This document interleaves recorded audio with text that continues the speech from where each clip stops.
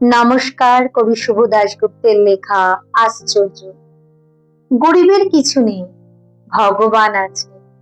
বড়লোকের সব আছে, শয়তানও আছে।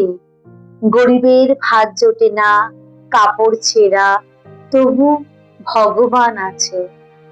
কালী দুর্গা, আল্লাহ, গুরু, জিসাস। বড়লোকের দামি গাড়ি, দামি বাড়ি, পাশে শয়তান আছে। রেস, জুয়া, tension, blood sugar, high pressure, আদালত, মামলা। গরিবের ট্রাম, বাস, বড়লোকের টাটা, সিয়েরা। গরিবের ডালহাউসির পথ, হোটেল, বড়লোকের তাজ বেঙ্গল।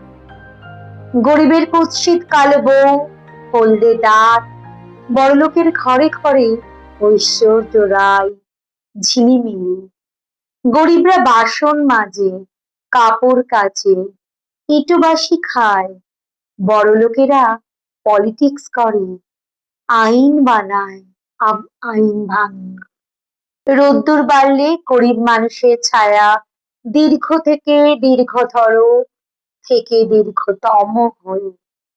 আর সমুদ্র হিমাচল ভারতবর্ষকে অন্ধকার করে তোলে।